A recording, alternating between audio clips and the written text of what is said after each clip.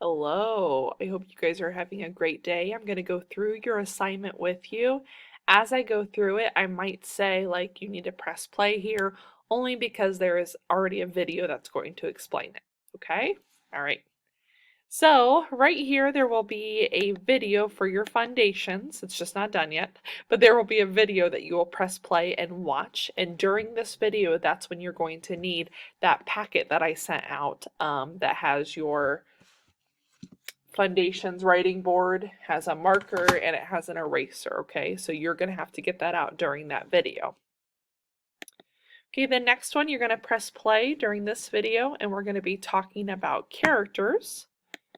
Okay, so it says a character is a person, animal, or creature in a story. Then the next slide, you're going to press play again. You're going to listen to the story of Pete the Cat, I Love My White Shoes. In this box, you're going to write in who the main character is of the story. You're just going to have to click right here and be able to type it in. You're going to watch the video on grammar today.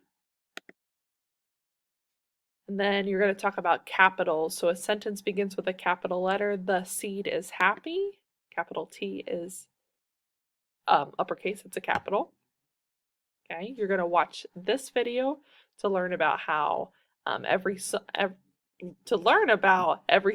starts with a capital letter. Okay, and then this part, it will explain it in the video, but I will tell you that you're going to drag these over and you're going to be looking for the sentence that has a capital at the beginning. So if it's correct, it's going to go on the blue thumbs up. If it's incorrect, it's going to go in the green thumbs up. Okay, and then this video is talking about your math lesson today. You need to watch that before you do your math lesson. We're talking about subitizing, and basically what subitizing is being able to look at a number of objects and being able to automatically say how many that would be. So if I hold up number 3, right, you could automatically tell me that I have 3 fingers holding up without having to count all my fingers. Does that make sense? Okay, and then this one is talking about your 10 frame. And then this is your lesson that I go through in the video, but you are working on moving the counters and putting them in the 10 frame, and then talking about if the number is even or odd. You have a couple of these to do. Okay, and then that is the end of your lesson.